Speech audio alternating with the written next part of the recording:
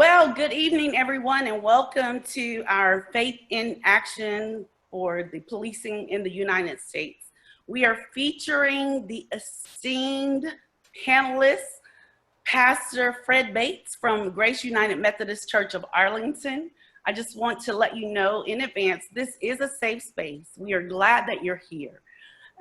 You can send us a question at any time, and we're monitoring the chat room so that we can answer those questions. Let's be respectful to each other. We all have different opinions, but the reason we are here is because we are stronger together. So if you have any questions, no questions is a crazy question, you can send it straight to the panelists where only the three of us can see that. The other thing is, if you have a question even after this, you're more than welcome to email us and we will include that as well. The other thing you're able to do is if we're talking about something and you have a wonderful resource that you come across, you can share that in the chat room and we will add that to our resource list. This is not our first webinar for Faith in Action. This is actually 1.5. And before we started this, we said that, 5 is the number of grace. Pastor Bates is from Grace United Methodist Church. So that just, hey, look at God. Anyway, so we're really excited about this. We're excited about what God is doing through these conversations, the doors that they are opening up, the thought-provoking questions that have been asked, and even some of the reforms that have happened.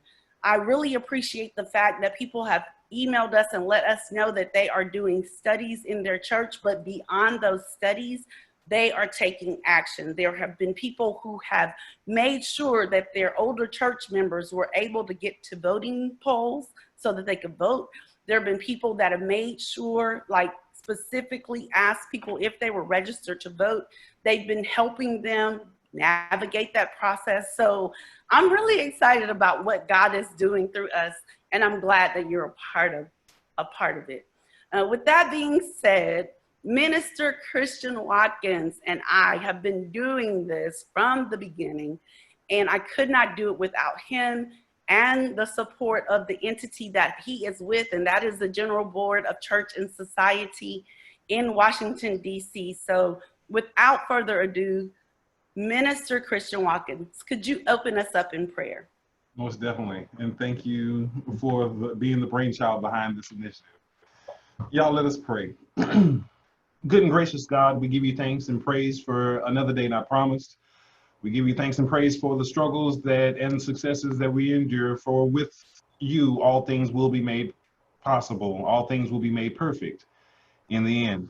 Through our suffering, your power is made perfect, and we give you praise for it. In this hour, in these next fleeting moments, as we discuss anti-racism, policing reform in America, Lord, just touch us in a mighty way, open our ears and our hearts, soften our souls to be able to receive what you have for us in this hour. Yes. Lord, move in a mighty way through the hearts of men and women so that your change will come on earth as it is in heaven. Yes. Lord, you gave us this day and we dare to do something with it, and we will glorify you until the end of our days. Yes. Touch us in a mighty way. These things we ask in Jesus' name, and amen. Amen. Amen. And so I want to introduce Pastor Fred Bates. Pastor, I was the associate pastor at Grace United Methodist Church in Arlington, working alongside Pastor Bates. He is an expert also in law enforcement. So I just want to start off, Pastor Bates, by asking you to tell us a little bit about your background, where you came from, your background in law enforcement, and all of your expertise in law enforcement. Thank you, ma'am. Thank you. And I, first of all, want to thank the two of you as panelists. You two have been doing a great job. These have been, it's been a labor, and I know it's a labor of love for both of you.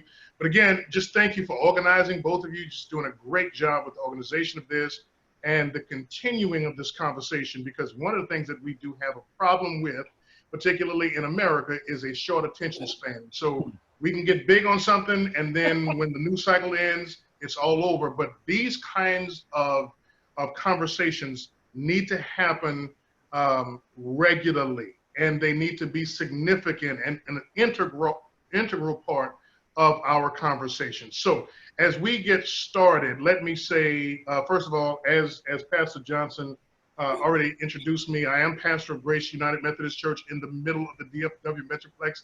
As I always love to say, I have 20 plus years of law enforcement experience.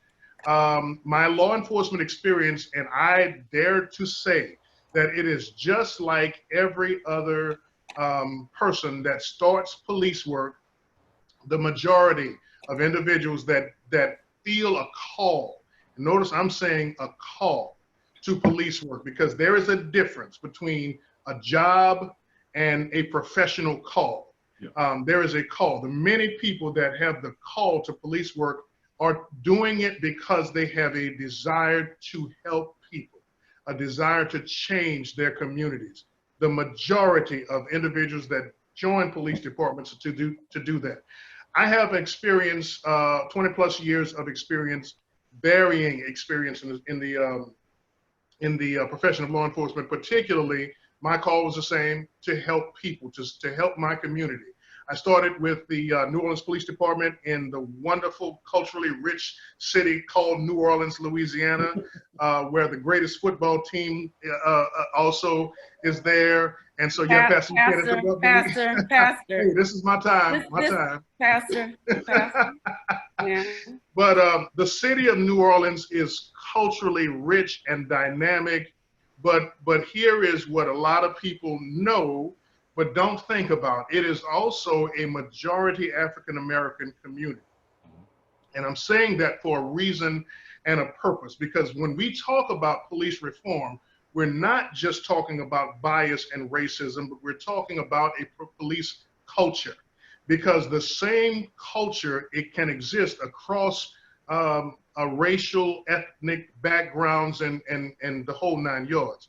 But a little bit about my background. I initially started, like all officers do, I started with the academy, and then from the academy, I started working in patrol. And then from patrol, I went into what's called street level narcotics, where my job was, along with some of my partners, we were to go out to locations where we knew that narcotics were being were being sold, I should say, and to make purchases and to establish cases. And so that's where I started that part of my career. And from there, I moved on to homicide. And I had a deep passion for homicide investigations. I really found that we had a professor, not a professor, but a trainer or a teacher who basically said, in homicide, we work for God, because the victim can't speak and the family has a hard time speaking. And so it's our job to speak for that victim. And so we work for God when we do these homicide investigations. I was promoted to sergeant. At that point in time, I became what was called a task force supervisor, where we basically handle street level crimes. From that point, after a while, I started supervising robbery and homicide. And from that point, promoted to lieutenant, where I oversaw a larger component of criminal investigations, and also what's called integrity control, handling administrative in investigations. From there, and moving on further into my career, I also did research and planning, which is involving policy implementation, policy research for policies, best practices, and accreditation. So that's where my career has brought me throughout my entire course of law enforcement. So with that being said, I bring a level of conversation of information to this conversation that I've seen it on both sides. I've seen the administrative piece where there is corrective action. There are corrective actions that we need to take, but I've also seen it from the perspective of the regular law enforcement officer who has to do the job of protecting and serving. And so we see that there is a fundamental belief among the majority of police officers in our country. And I say this from personal experience. Most people that are called to be police officers want to help people. They want to make a positive difference in their neighborhoods. They want to do what's best for their communities. And so that's where we can start our conversation. How do we do that, and what is best for us? So with that, that's my background, Pastor Johnson. And so I can move on to the presentation piece of this. And it's going to, like I explained to my colleagues, I want to make this as short as possible so that we can have some feedback and conversation. I already see some questions kind of popping through. So I'm looking forward to those questions. And like Pastor Johnson said, and Minister Christian said, this is a safe space. You will not hurt my feelings. I would like to get some feedback and pushback as we talk about this. Again, coming from the background of a law enforcement officer in the city of New Orleans, and then policing in the state of Texas as well, I can see some cultural differences. I can see some ethnic, some differences, I should say, within the culture of the police departments in the city of New Orleans as opposed to in the Metroplex. And so as we talk about this, I'm looking forward to answering some of those questions. So again, safe space, and I am wanting to make as many comments on those questions as possible. So Pastor, if I'm talking about something, a Minister Christian, if I'm talking about something and I'm at a question, I would love to expound at that point. That would help me if we can just kind of hit it instead of going back to it. If that's comfortable for y'all, I can do it that way. So let's talk about police reform, and let's talk about what and how that has looked and should look. A comment that I make on a regular basis: if we know better, we can do better. Policing is such a dynamic profession that it requires aptitude, it requires communication skills, it requires physical agility and ability. It requires so much more than it used to. There was a time in policing where if you had military experience, you could effectively come to your community from wherever you came back to your own community and be an effective police officer. Now I'm going to get into the racial component, racism component in just a minute, but I want to talk about the overall aspect of this.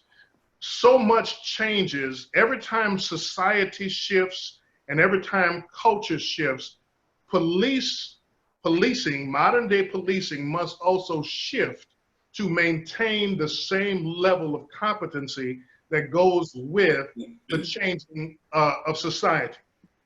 I'll give you the perfect example that doesn't really include the racial component, but it is vitally important. Prior to the mid-1980s and 1990s, policing and domestic violence had a different relationship. There was no relationship between policing really and domestic violence. What happened back in that time, in that moment in time, what happened in your house stayed in your house, and police officers usually didn't get involved in your business, and you stayed outside of it. Well, we know that the O.J. Simpson case primarily changed the way society looks at domestic violence. It used to be that you stayed out of our business. I'm talking about families. Families stayed out of each other's business. What happened in the home stayed in the home, and that was just it.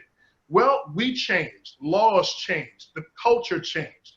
And so police officers had to change and begin to look at domestic violence less as a personal issue and a domestic issue, and more as a crime.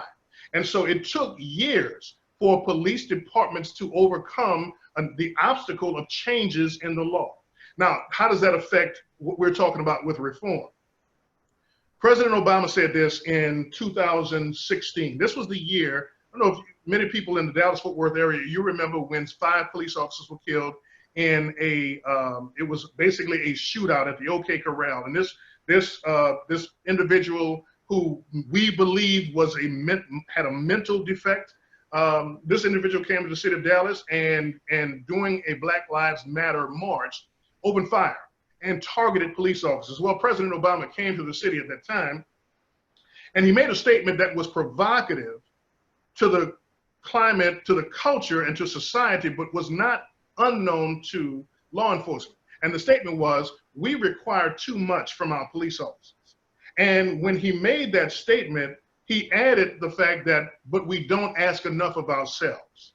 So when we think about the idea of police reform in the area of racism and in the area of police brutality, what we have to realize is that we have placed a system that was already defective. We placed a heavier burden on a system that really should not be doing as much as it does do. Let me give you some perfect examples, or some examples as we talk about this. President Obama and the Obama administration is vitally important in this process, because what I'm going to talk about is the 21st century policing and the 21st century study on community policing. This is why this was somewhat created and then pushed out to our, let me put it this way, pushed out nationally. So what President Obama said in that point, again, was we expect too much from our police officers and not enough from ourselves. What we have now required police to do, whether you're a quality level police officer or just a sheriff in a rural environment, cosmopolitan to rural, what we're required to police to do is handle every ill of society. From my cat is in a tree to my husband is abusing my child. We go from that point to stopping people from speeding on my block and people next door making too much noise. These are things that we as society used to handle ourselves. We used to knock on a neighbor's door and say, hey, could you turn your radio down? Now we're calling the police. We used to handle things internally, and now we're doing a lot of calling the police, and we're asking individuals to be all things to all people. And this, by putting stress on an already stressed system, creates the kind of problems that we have today. So what took place at that point was that in the creation of this report, now everybody can access this report, it's online, and it's called the final report of the, let me give you the exact title. It's called the final report of the President's Task Force in 21st Century Community Policing. And it is a— Could you repeat that one more time? Final report of— Yes, ma'am. Final report of the President's Task Force of 21st Century Community Policing. It was issued on May of 2015, and it is a 116-page document that was sponsored by the Obama administration with the work of the Department of Justice. It was led by a police chief from the city of, I'm making sure I get this right, I believe it was the city of Chicago. Let me back that up. It was, Philadelphia police chief, police commissioner at the time, Charles Ramsey, along with a George Mason University professor. Multiple community organizers, police chiefs, educators, academics got together and looked at what is the problem in modern day policing. And they operated in this task force. It was actually, and I'm going to give you some dates. Again, this is easily accessible online, but I want to make sure that I give you the dates so that we can watch the progress of what this reform was doing between December 18th, 2004 and current times. And we'll see what the problem was. The task force, again, was created by President Obama on December 18th of 2014. The actual task force was created as a response to the unrest that took place in Ferguson, Missouri. Everybody can remember the shooting of Michael Brown and all of the unrest that took place in that time period. The 11 members of this task force included academics, law enforcement officials, and civil rights activists. What does that tell you? It tells you that you need the collaboration of every what I like to call person or group of individuals who are vitally important. Who are your stakeholders? Who are the individuals that this means the most to? I really don't want to hear about police reform from a politician. And I know that's difficult to hear for some people, again, and I'm just going to be very clear, because politicians, as most of us know, are only saying what they feel like the wind is wanting them to say, or the feeling wants them to say. I'm not interested in a politician. I am interested in a community activist, a real community activist who is not there to get a name for themselves. I'm interested in academics, a person from the academics, because they spend the time to research and to develop the research in a comprehensive fashion. And of course, I'm interested in those who are in administration, in police departments, who have spent years doing this. So when you get a group of people, a group of stakeholders together like that, to be able to see what the issues are, I think we can get a dynamic piece of comprehensive work from a group of people like this, and I believe that's what we got. So March the 2nd of 2015, the task force released the interim report, and then May 18th of the same year, it released the final report. The final report called for, among other things, now these are where we are. This is, again, if you remember what I'm saying, March the 2nd of 2015. More data on police shootings and civilian attitudes towards these things. And it also called for the removal of policies that reward police for more arrests and convictions. Why is that important? Because I'm going back to my time in police work. You were a successful police officer if you made a lot of arrests. Now, the problem with that, if you make things reward oriented, then what you're beginning to do is create a less of a community minded individual and more of a stat driven individual. And we saw that when we had what was called ComStat, computer statistics. That began, many of you might have remembered the show. I think it was a show based in Washington, D.C. It was called I forgot the name of the show, but it was focused on ComStat. And the commissioner, they got together and they fussed at everybody. Why are you not making arrests? And why are you not doing this? Well, at that point, somebody says the incentivizing of police, of making arrests becomes my main goal. It's not community peace and quiet. It's not the reduction of crime. It's the incentivization of statistics. And so this report said, hey, we're putting too much emphasis on developing and building stats than we are on actually policing our community.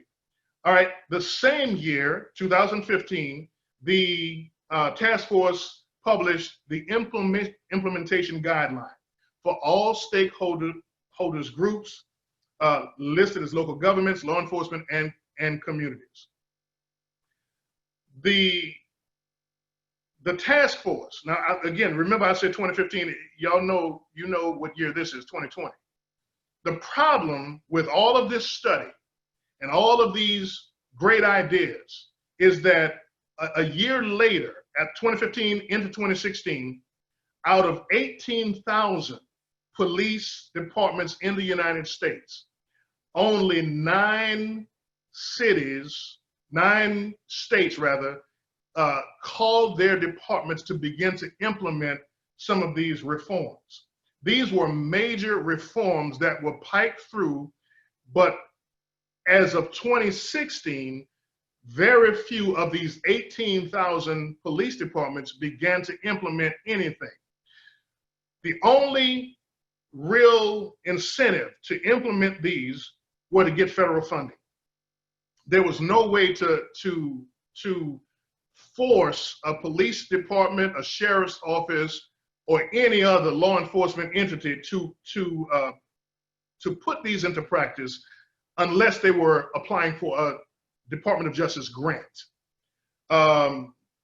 Why is it in 2020 that we have still some departments that do not have body-worn cameras?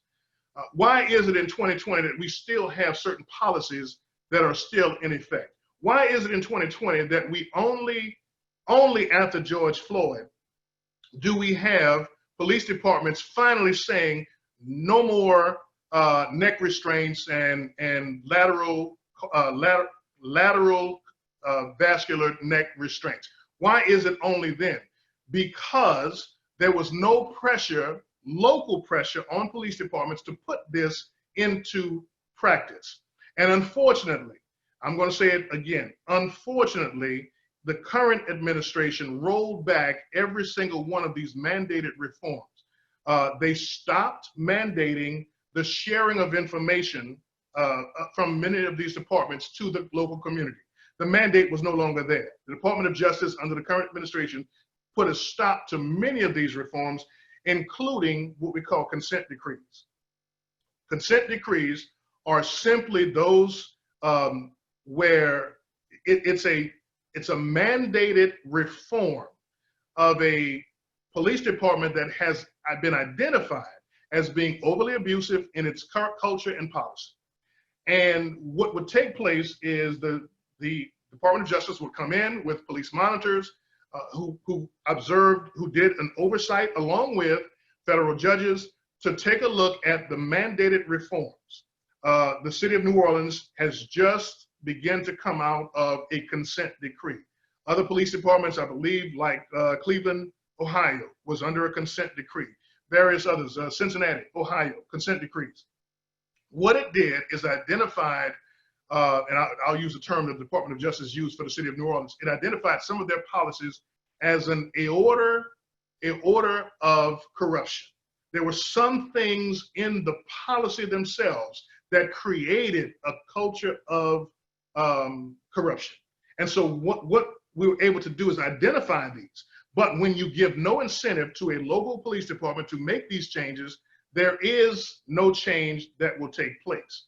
Because when you know better, you do better. But if you act like you don't know better, then you're shielded or covered against making the necessary changes that should be made. Let me go ahead, Pastor Johnson and Brother Minister Christian, let me give a couple of highlights from the from this what I would consider an excellent study and report on police reform that's still sitting, basically it's sitting on many administrators' desks because there is no incentive in putting these into practice. There's several agencies in the North Texas area that I must applaud. They are extremely progressive.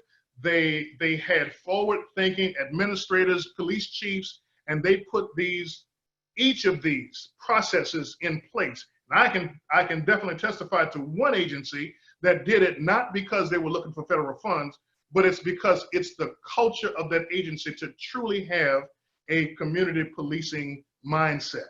All right, so let me, do I need to take a pause right here to maybe take a question or two, or is this still a good to go? Well, I like the way you're rolling. There have been some questions that have been raised. There's one, Carol Roberts asks on our Zoom call, can you clarify the incentivization of arrests? And I, in the chat, actually added, maybe mistakenly, brutality, that brutality comes along with those arrests and whatnot, but they're still being incentivized. Can you shed some light on that and clarify that for us? I'm good. I'll be very happy. That's a great question. Okay, so first, let me give you here is I would use it as an example, perfect example. If you have a traffic officer who is assigned to the interstate, I-20, I-30, or wherever you may live, that traffic officer is assigned to that interstate to the example or the primary objective of my assignment on Interstate 20 is to reduce traffic fatalities and to encourage the what we will call obedience to law. Now, how do we do that? We do that by stopping individuals who are speeding over the limit. We do that by making traffic stops and also being visible. That's how we conduct that. Now, which is now illegal, it's been made illegal by the Department of Justice several years ago. But what the incentive would be to that traffic officer who could just park the vehicle on the interstate and everybody would see those lights and they just slow down. But the incentive is you must make this amount of traffic stops per hour. And if you don't do that, then you could go to an assignment that's less enjoyable for you. Or you could do that and then you could be placed in a better assignment.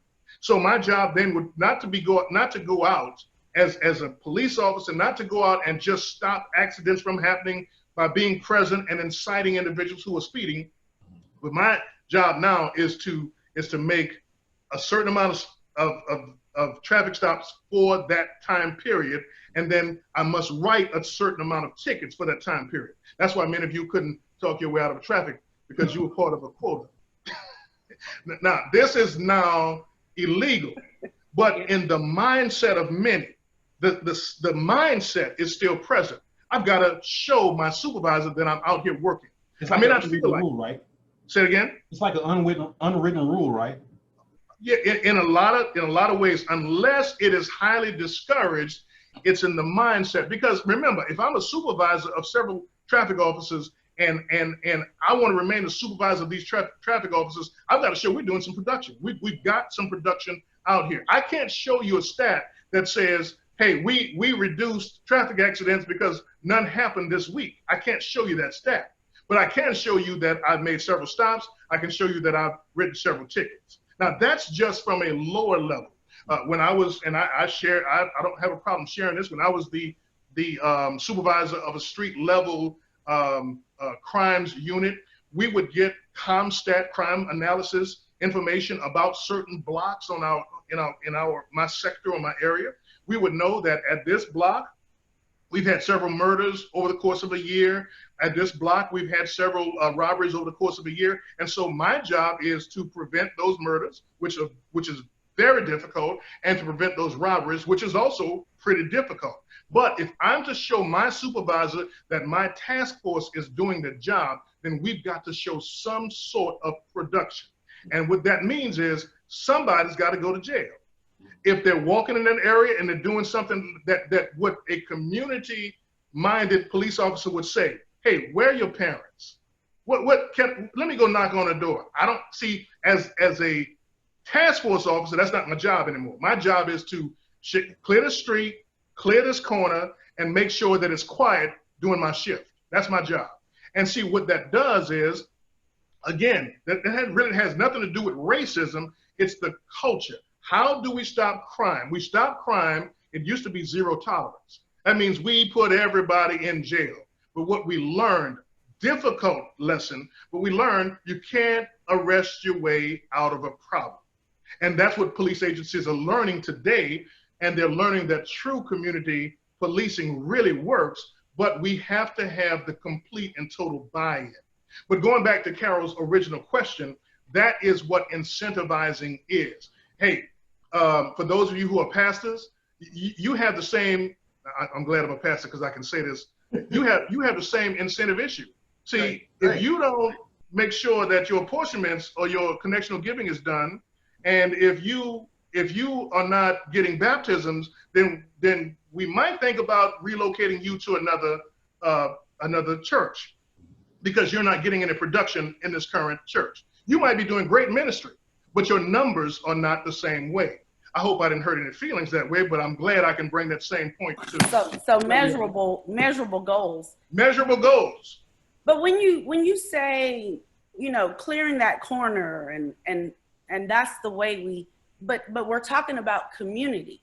So as a community, what do you say to the people that are saying, for you to clear our corner, we could just be, what if I'm on the corner of my neighborhood? This is where we hang out.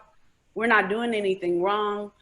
Does racism have anything to do with who some of the officers target and some of the places that they target. Okay, now good question. Let me pair. What neighborhoods are you going to clear the corners? Yeah, let me pair your question a little bit.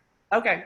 Let's take it in segments and pieces. Okay, so let's start with the first question. Your first part of your question, because you gave it like a 3-4 part question. Give me your first one first. First part of the question first. We're talking about community. Yeah. So how do you determine which community corners you're trying to clear? Yeah, so that's going back to that, what we used to use. When I say we, I'm talking about the police community in general. What we used to use was based on data. What is showing me that this neighborhood has a problem? And we would hear from community members of the neighborhood that many of them were afraid and are afraid to have a conversation with individuals on the street or even have a conversation with police. But still, we would hear those phone calls. And those phone calls would come in and say, they're on my street all night long. They're selling drugs all night long. And so that became a target. But Pastor Johnson, what that does, it puts the police mindset erroneously into a place of occupation rather than, in other words, I'm coming to occupy this territory, rather than community policing, which is a totally different process. I've got to find out who is on the corner. I've got to make contact with these individuals and not just clear a problem up tonight, because again, we didn't arrest ourselves out of problems. What we did was we either pushed a problem into the next neighborhood or we solved the problem for this week, because the same problem is going to come back the next week. And so that's why it has to be a combination of enforcement and community policing. Because what happens again is I find out who that individual is and who those individuals are on that corner, but I make my assessment. There's some that they should be in jail, absolutely, and I'm not going to tell you any different. But there's some that we could have taken home. There's some that we could have made a difference in their lives. But because they were one and all in the same, we made them all a scapegoat instead of differentiating, I'm going to use a biblical term, the sheep from the goat on that block. And so what we need to do, but that takes time and that takes some effort. And what I don't have, I'm talking about the mindset of the average police officer, I don't have time because my supervisor is saying, I got to clear this because I got another problem down the street. Right. And I got to get to the next block and I got to get to the next block. And so what takes place is we start a routine block management system that has nothing to do with community policing. So let me ask you, from your experience, if you had to deal with the situation that happened in Atlanta, the Wendy's, where the gentleman was asleep in his car in the drive-thru, how would tell me from your perspective how you, because I understand that police see things from a different perspective. You know, the danger that police officers face every day, you know, from a routine traffic stop, it could turn into something totally different. And I think that that's something that we don't think about as civilians and not law enforcement. But how would, and you know what I'm talking about, the Atlanta case where the gentleman was asleep in his car, thinking he had been drinking, they woke him up. From a community policing perspective, was that handled correctly or could it have been handled differently? What are your thoughts on that? Okay, from a community policing perspective, remember in community policing, there is still an enforcement component that must take place. There was a time, again, remember, we're talking about just like domestic violence, there was a time when we could take individuals who were driving intoxicated, we could take them home. There was a time we could do that. We could say, hey, let me take your keys, let's park your car, and let's go home. Well, we live in a different society that we've created some different laws because of organizations like Mothers Against Drunk Driving, we have all determined that driving while intoxicated is a hazard to the community. So let's make that as our bottom line. But he was parked in the drive-thru. Well, actually he wasn't. He was, Listen to this. Basically, what you're talking about, if a person is, the way the law reads, if a person is operating a motor vehicle, period, he could be playing his radio. If his vehicle is on and he is operating his motor vehicle, he is under the operation of a motor vehicle while intoxicated. Now, because I'm not Atlanta, I don't know the current policies of Atlanta, other than there is a zero tolerance when it comes to driving while intoxicated. Okay, let's say that first. The second thing is, what we need to do and realize is that all the way through that entire investigation and the young man being completely open to what they were asking him, and they conducting what was called a field sobriety test, all of that was great and perfect. And then it went south. After 40 minutes, I think if you go back and look at it, it was about 40 minutes of conversation, 40 minutes of investigation. After 40 minutes, and remember, the police were called there. They didn't just decide to pop up. So after 40 minutes, then you have the altercation that took place. Now, at that point of the 40 minutes, moving on to the last 1 minute is where you have a lot of problems. And from my perspective and perspective of many people that saw it, there were several issues that took place, okay? Number one, and we're talking about from the police perspective, several issues. Right. When you are, let's talk about it from the police perspective first. I'm sorry, let's talk about it from the young man's perspective first. When you are advised that you are under arrest, it does not matter if you have the handcuffs on. Legally speaking, you are under arrest. And so to run or to resist, at that point, you're resisting arrest. He ran. That's problematic from his perspective. Now, I'm Can going I to ask say you a quick question? If an officer says you're under arrest and you don't know what, and I'm just saying in general, if an officer says you're under arrest and you don't know what you're being arrested for, you're still under arrest even though you don't know what you're being arrested for? No. Okay. No. So legally, you should know what you're under arrest for. It varies from jurisdiction to jurisdiction, from state to state. But let's talk about the state of Texas. Usually, you are, see, there's several, and I don't want to chase too many rabbits. Right. So let's finish talking about my friend, and let's talk about Atlanta first, and then we can come back to that if need be. Okay. So when the young man ran, that was problematic. Okay. Now, when they fought with him on the ground and tussled with him on the ground, and he armed himself with their taser. A taser can incapacitate an individual and cause severe damage. It is a weapon. Okay, that's problematic. He turned and faced the officer. That's problematic. Okay, those are. I'm just saying. I'm not a jury. I'm not a judge. I don't have information for everything. All of that is problematic. But then let's talk about the police department, the police officers as well.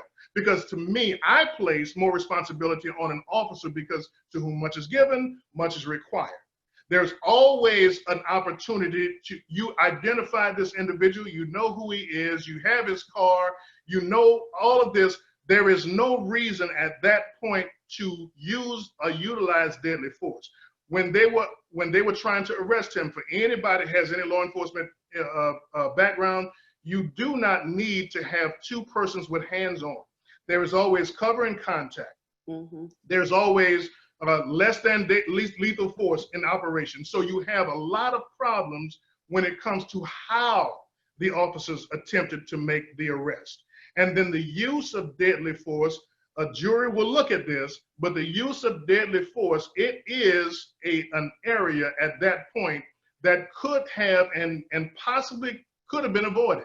But when the gentleman turned around and there was a flash, you don't know what that officer saw. I don't know what that officer saw. I'm not defending the officer. I'm not defending the young man. But I'm saying we don't know what they saw, and we don't know what those 20 seconds are. For anybody who has never been in a life and death situation, you don't know what you will do. I know we can Monday morning quarterback all day, but you never know what you would do. Yeah. So the issue is, there could have been some things that could have been done prior, and what really should have been done if you go back to the video and you look, when the officer says you are under arrest and tries to grab his hand, that's when the young man started running. That is improper training on how to even conduct an arrest. And that's where your problem started. So my problem here is multifaceted, but training from the officer's perspective is the most important aspect. I'm not going to say to you that this man should have known to stop, and he should not have run. However, when you look at the video, you'll see that the officers conducted themselves in a less than pristine tactical manner. And that's why this situation is the way it is.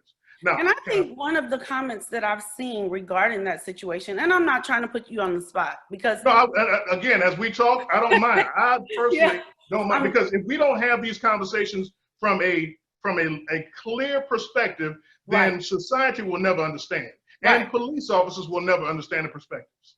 Right. So and I'm just saying some of the comments that I've heard, and I'm talking about that specific. I mean, we all know the various cases that have happened. I'm just talking about that one because there was some running involved. There were some, but does that, because, and I'm not a law enforcement officer, I don't even know how to ask the question, but was he posing a threat to the officers if he's running? So for me, he is. And I believe he asked, maybe like his sister lived close by, could he just go to her house? So it's kind of like, that to me could have been de-escalation. But like Stop right there. Yeah, okay. Yeah. 20 years ago, absolutely. But because of the legislation that is currently in now we voted on this. We had some what you call it, people like Mothers Against Drunk Driving, those that lobbied Congress and lobbied legislators to say, in policy, you used to be able to say you may arrest a person.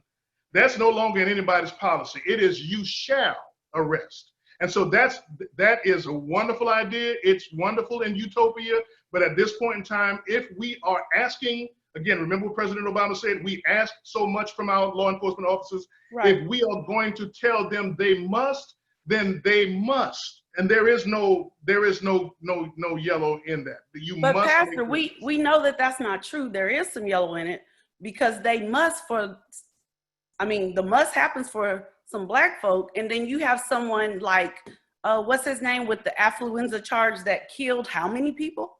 Yeah. And again, now we're talking about in a situation now you're talking about racism and socioeconomic values. That's what this whole thing is about, racism. Yeah, but you asked me about that situation right there. Right. I'm telling you on camera, when I see that on camera, if I'm those two officers, if I am their supervisor, they shall arrest. Now, if I was a supervisor of the guy with the affluenza, they shall arrest. You follow me?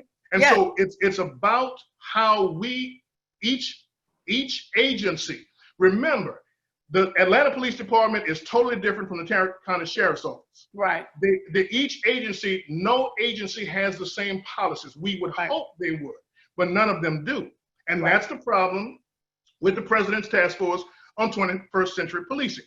These ideals were not carried out over the 18,000 police departments throughout our country. There are several agencies that do a great job, and some agencies I wouldn't want to drive through their town if I was, and I am a police officer, because I understand the process that they have not gone through. So again, I don't know the policy of Atlanta. I don't know the policy of their training, but I will tell you from the average viewpoint, the arrest, when they advised him that he was under arrest, from that point, it went south because of poor training, in my estimation. Pastor Bates. Understood. Can you tell us, I'm sorry, Christian, Pastor, I think before you talked about the hours of a cosmetologist and the hours of police training, and what was that, like 1,000? No, 1,000 hours for a cosmetologist and a barber's license in the state of Texas, and I believe it's 696 hours for a a post-certification. Of course, you have to do some FTO training, which adds to the on-the-job training, but the classroom hours are about 696, which is woefully short when it comes to how much we're asking police officers in the current society to do. It's impossible to get that individual trained up to a certain level, to be competent. Because remember, a police officer is doing a much more important job than a cosmetologist. I know some people would argue the point, but a police officer can remove your civil rights, your rights, your freedom. A police officer can take, because of their actions, they can take resources from you in the case of fines, and then they can also take your life. So when we think about the number of hours that it takes to become a police officer, we really have to rethink. And I think we're hearing that from major police organizations, that we can possibly use more training. But here's the problem. When you look at the manpower shortages of most police officers, of most police departments, we have to get people out, because we are short. There's shortages, and there's not a shortage necessarily of cosmologists and barbers, but there is a shortage of police officers, and we have to get this in operation. We have to get this operation going. So, and I'm not saying it's right. I'm just trying to give you the viewpoint of administrations, the viewpoint of supervisors, etc. Right. Thank you, Christian. Pastor Bates, thank you for your detailed instructions. Where'd you go? I'm here. Okay, thank you for those detailed and responses. I'm gonna give you a chance to grab a sip of water while I'm asking this next question. Go ahead, sir. You brought up this term and this idea, this concept throughout all of your explanations, and it's the idea of production, right? You've detailed how cops have to produce arrests and whatnot, how this is an unspoken rule. We know that through hyper-militarization, as well as the sensationalism of policing that we've seen through shows like Cops and other shows and whatnot. That idea of commoditizing persons who are being arrested and producing pretty much funds for the police departments, thus adding money into the pipeline for prisons and whatnot. How the for-profit jails are being are basically funding corporate pockets and investors' pockets. Can you talk to us a little bit about that and how community policing actually turns the corner with respect to commoditizing, those who are supposed to be protected and served? Okay, so you did a multi-pronged question as well. So let me back up a little bit if I can. Okay, because when we're talking about, now I'm talking about police reform. But I'm not talking about, and we need to add this to the conversation.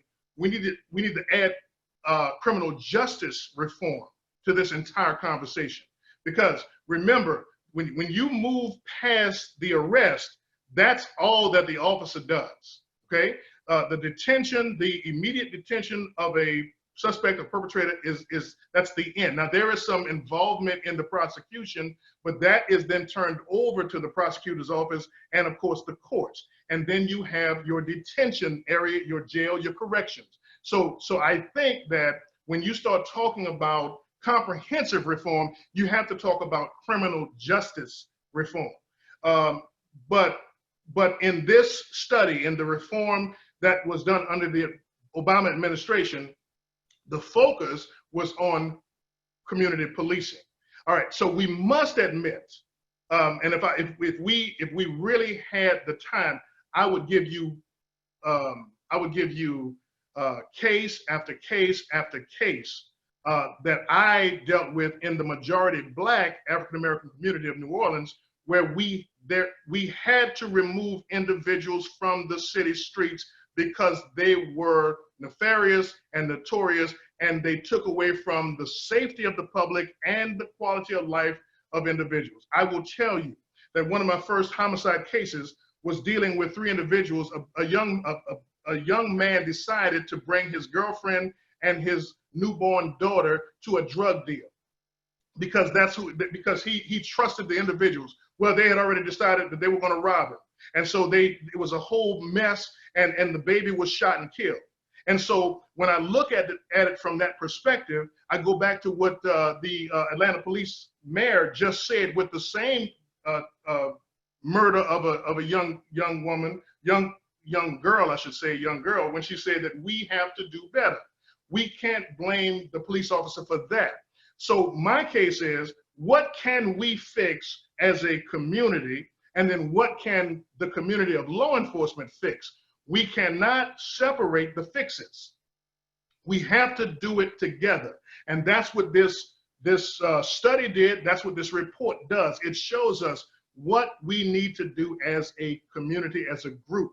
How do we fix from the police perspective? Now, remember, I'm not talking about judicial reform. I'm not talking about prosecutorial mismanagement. How many people are we going back right now and finding were actually innocent from the Innocence Project? How many people are we going back to find that DNA is now exonerating people? That was police work, poor police work, and poor prosecutorial work, okay? And then we look at the mass incarceration, and we look at the issues of reform in the corrections area. If we focus on the police reform, how can, from Christian, if I'm understanding that connection of your question now, how can we look at police currently becoming more community-oriented minded and less focused on stats? Am I looking at that? Okay, now watch this. Yeah, here is what I think. Here is what I think should happen. This has to start with the voter. This has to start with the individual who is a community-minded leader. We have to begin to hold our politicians accountable for who they hire as the police administrator.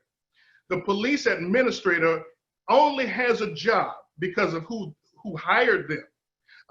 In the city of Fort Worth, is the city manager. In many of the cities here, it's the city manager. In the city of New Orleans, it's the mayor. And if the mayor hires an administrator and gives them a dictate, reduce crime in our city, and that's how you keep your job, well, then what we have just given to that police chief or that sheriff, we have just given them the ultimatum of fixing the problem of crime by any means necessary. However, if we hire a qualified individual who understands community policing, he or she can go back to the mayor or the city manager and say to them, this is how we do it. We don't drastically reduce the murder rate in 2 days. It will take time. It will take effort. It will take getting into the community. But here is what the community most of the time do not want to hear. They don't want to hear, hey, we need time. What they want to hear is, who killed so-and-so and why they're not in jail? Who shot so-and-so and why they're not in jail? You know what? Who just broke into my car and why are y'all not doing anything about it? And so the pressure comes from the community as well. Fix the crime problem. What we as a community and we as law enforcement must do together is realize that this takes a concerted effort. It takes a unified effort. It takes an effort of integrated pieces to come together to do it as an integrated society. And the police department will not arrest itself out of a problem. It will not arrest itself out of crime sprees. We must start looking at where our politicians are placing the priorities in our communities. If a person is hired as a quote unquote hard-on criminal justice, hard-on crime kind of individual, well, that's what you voted the person in, and that's what you are going to get. And sometimes it does not look like we really want it to look. Pastor, can you speak to maybe some initiatives that you are aware of that police officers have taken to actually get into communities and get to build relationships with them? Because when I hear community policing, it sounds like a check in the box. I was listening to something earlier where it talked about this whole idea of community policing started in the 1800s and how it worked then. But now it just sounds like when people say community policing, it's like, okay, let's just say we do that, put a check in. But can you tell us about maybe some initiatives that have happened and when we talk about race, because, you know, this is all a tie in with race, and knowing that many Black communities are taught, you know, when to not have that relationship with police officers. Have there been some initiatives that you are aware of, or with some of the departments that you've been with, that have worked well? And have there been some even that have been rejected by the community because of the stereotype that is perpetuated by the community? Yeah, good question. So let me use, there's a department in our and I'm not going to be authorized to speak on behalf, but let me use some of the things that they do.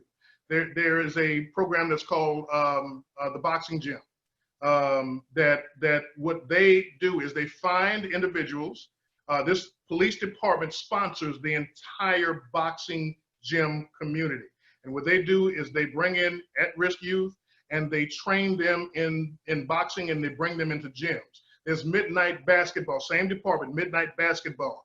There's coffee with a cop.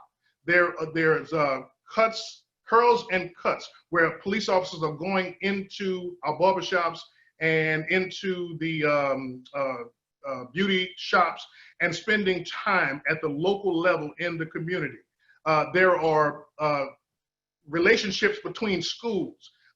Fellowship of Christian Athletes brings in police officers weekly to speak to the kids that are in school from that perspective of, this is my life, this is my faith, and this is what I do. There are several officers that have taken initiatives on their own that just go out and do these kinds of events. Many of you remember from the North Texas area, Officer Albert Casaneda. He was an officer that about 2 years ago was killed on the interstate. I think it was 161. He was killed in a car accident. Many people didn't know that this officer, on his own time and his own dime, would go into the Dalworth area, community area in the city of Grand Prairie, that's all African American, and buy pizzas on a weekly basis.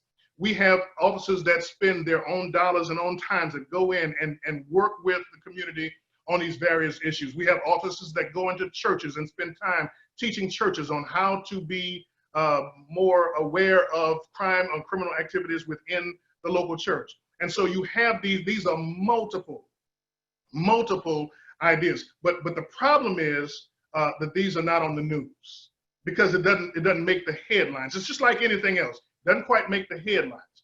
But when we talk about community policing, these are the things that really make the connection with the average citizen, the average individual. But again, how does it affect the reduction of crime, the suppression of crime? These are long-term marathon type activities that most of our elected officials and individuals who are running on tough on crime, they don't have the time to wait for these projects to last. Pastor Bates, We got some hot questions.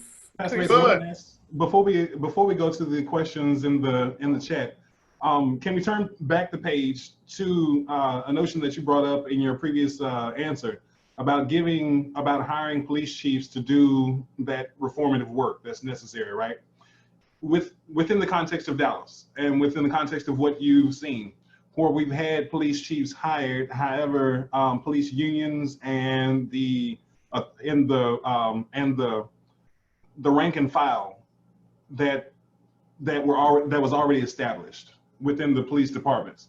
Can you speak to those kind of reformative or those kind of issues and how those can be overcame? Yeah, absolutely. Here's the issue. Who loves their boss, especially when their boss is telling them that we have to make some changes? Who as a human being likes to change? So what takes place in those kinds of environments is that, yes, you have a group of individuals who have for so long done something a certain way. When this this study came out, when this report came out, nobody wanted to hear about those changes because they meant one thing: change. And it is difficult for a human being to change. So what takes place is, what should take place, and what I observed in the city of Dallas was, and I think you referred to Dallas, and I'll just go ahead and go to Dallas. When Chief Renee Hall was brought in, and I'm speaking from a citizen's perspective because I don't know anything about the city of Dallas and the police department. But when Chief Renee Hall was brought in, am I thinking she's perfect? Am I thinking I don't think that at all. I don't know. I don't know Chief Renee Hall. But this is what I do know, is that when she came in, immediately she met opposition. Nobody knew anything about her. But what happened? What took place in the city of Dallas that, in my opinion, Chief Renee Hall still has a job? The churches, African-American churches, stood up for her when she wanted to make the changes. When the pressure was getting hot, she wanted to make some changes. African-American pastors came to her side and said, we want her to remain our police chief. And so my question is, when we talk about investing in our community like that, are we willing to stand shoulder to shoulder with a police chief who is taking fire from the community, taking fire from some of the legislators, or I should say city council? Are we willing to stand by a police chief because when a police chief comes in to make reform, that person is putting their job on the line, period. And it's just like any other manager, any other pastor that comes in and tries to make changes, it's going to happen. And so as a community, what do we do as a congregation? Do we support the pastor, or we let the pastor take all the fire? Mm-hmm. Do we support the police chief, or do we make the police chief take all the fire? Do we meet, chief, we have your back. Do what you have to do, make the changes. And when we see these kinds of things happen, this collective, unified effort that we want a change in our community, and we are willing to put our necks out on the line. We're not just going to tweet about it. We're going to actually go and do something along with this person that's in office. So there's a level of grace and accountability that come along with being a part of community and moving us all forward, right? Absolutely. Gotcha. Absolutely. If it does not happen, Minister Christian, then we are going to be spinning our wheels doing it. We're going to have the same conversation. God forbid, we'll be back here in 20 years doing the same thing, having the same conversation, because we refuse to do what we're supposed to do. Can I just throw a stat out there real quick? I checked this on Saturday, and again, I pay attention quite a bit to the news in Louisiana and the news in New Orleans. Well, I looked at the stat of the amount of individuals who are registered to vote in the state of Louisiana who came out for Saturday's primary. 31% of the city of New Orleans went to vote, 31%. So if I'm a legislator, why would I care what people are yelling when I know that they're not going to vote me out anyway?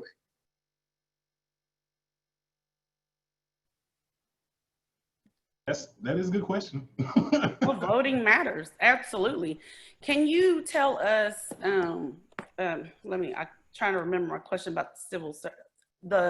Well, you already talked about the impact of voting and how that affects who we put in office, and then who. Yes. Already talked about that. Okay. Yes. Go ahead, Chris. Well, let me add this. Because sometimes we're so focused on economy, and we're so focused on our taxes, and we're so focused on schools, that we need to hold our elected officials accountable to their platform on criminal justice and criminal justice reform. The only reason that the city of New Orleans came under a consent decree was because the mayor requested it. And the mayor had a mindset that we've got to make some changes. There's some people, some elected officials who could care less as long as the economy is functioning right. And so that's what you have. You have to look at it as an integrated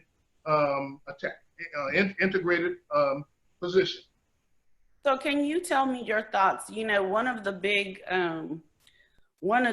reforms that people are calling for is defunding the police. Oh, outstanding. And yeah. I know there are different people mean different things when they say that. Sure. But let's hear your thoughts on defunding the police. Well, I'm thinking, and maybe somebody out there can correct us. Minneapolis was probably the most aggressive form of this when they asked for a complete dissolving of the Minneapolis Police Department. And so I think that that would probably be one of the most, I guess, far out there kind of looks. I think the mayor opposed it, but the city council voted for it. But here is what you have, and let me just say this is from my own opinion, okay? This is what you have when you start talking about defunding the police. Defunding police departments will only mean one thing, that the budget of that police department will grow smaller. That will mean, very simply, by the way, I think most departments, police departments, about 87 to 90% of the budget is personnel. Okay, so if you're talking about defunding the police, you're talking about a reduction of personnel. Okay, now I believe the current president is running this weird, I guess it's it's a commercial, a political commercial for his campaign, talking about it's going to take 3 weeks for 911 to get to you. Okay, well that's fear tactics. Let's just be honest. That's not what we're talking about either. But what we will be talking about, and let me just talk to you from the perspective of what happened in New Orleans, Louisiana in the 1980s, 1990s, and 2000s. In the late 1980s and early 1990s, the city of New Orleans was only paying police officers $15 per hour to go out and be all things to all people. In the mid-1980s, the city of New Orleans saw the greatest homicide rate, the biggest homicide growth rate in the nation. I think that year, 494 people died in the streets of New Orleans. Before that took place, city council in the city stated, we don't want to pay the police. And so instead of getting A and B applicants, let's start looking at some C and D applicants. And when we got the C and D applicants in the city of New Orleans to become police officers, we saw the highest level of corruption that any police department experienced during that time period. It was a situation where one police officer who was poorly paid, but paying himself through illegal activity, was running a long-range drug deal issue. And then at the end of it, when the FBI was investigating him, they only caught him because they already had a wiretap on him. They heard him order the assassination of a citizen who had complained on him.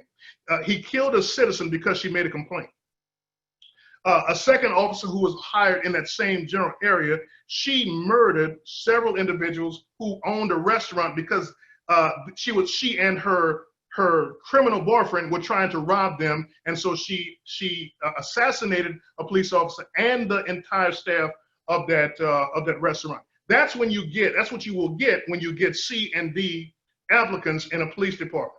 Now, am I trying to speak to you from fear?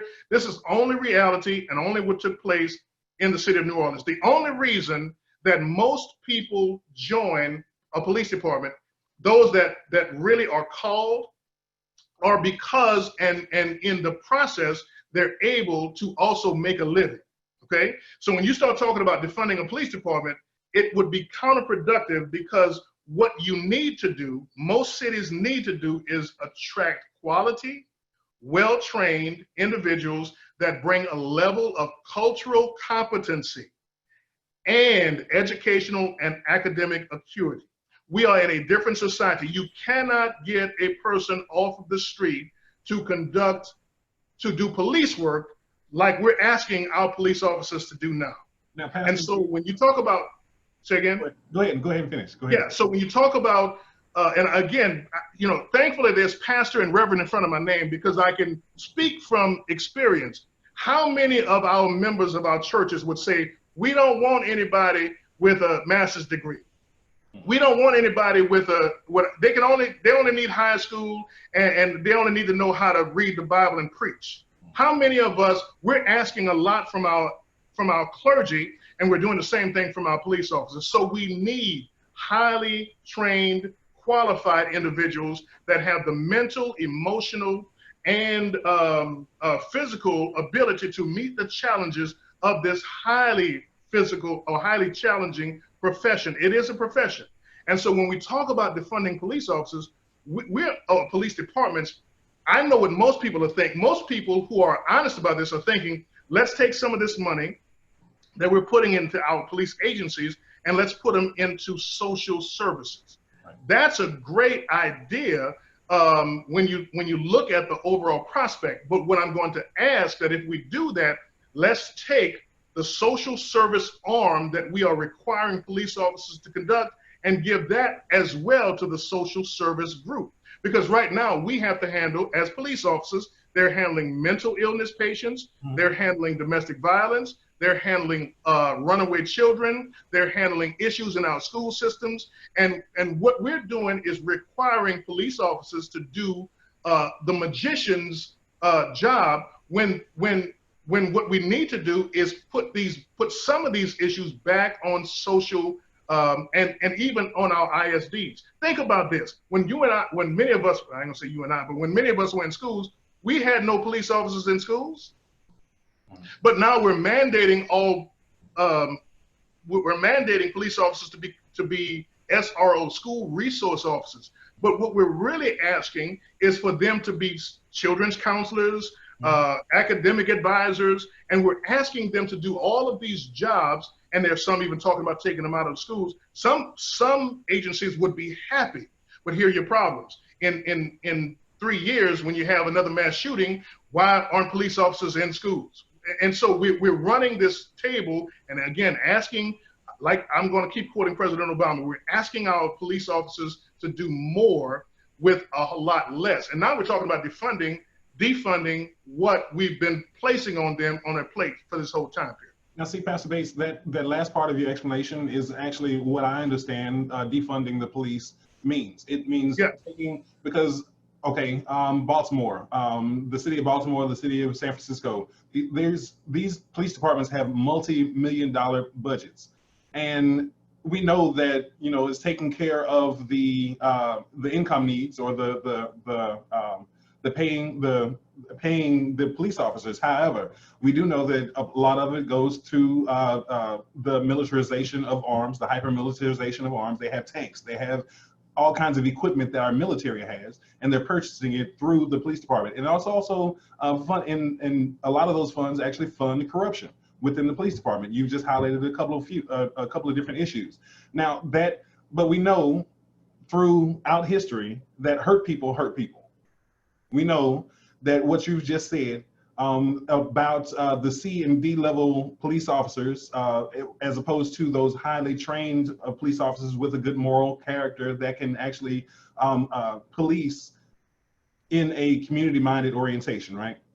Wouldn't it make sense that if those resources are redirected back into the community so that police officers don't have to be child therapists and social workers and whatnot, if those programs in the community are actually funded and our education system is refunded, because we know that money has come out of the education system in order to defund having counselors and having liberal arts programs within the public education system. The public education system now teaches tests as opposed to actually teaching students how to learn effectively and to be able to use their critical thinking skills, right? If all of that happens and we can turn the corner and actually refund the initiatives to build healthy people, don't you think that in due time, in due season, we will have healthy, mentally stable persons going into the police force, barring this historic racism that's ingrained in the system of American policing? Yeah, agreed. Now, my only question is, how do we get our education system funded at the proper level? Because it's a disgrace where it is right now. Who defunded the educational system? Legislative people that we put in office. And I know you might say, I didn't vote for them. No, we did it. We the people. It's a communal response.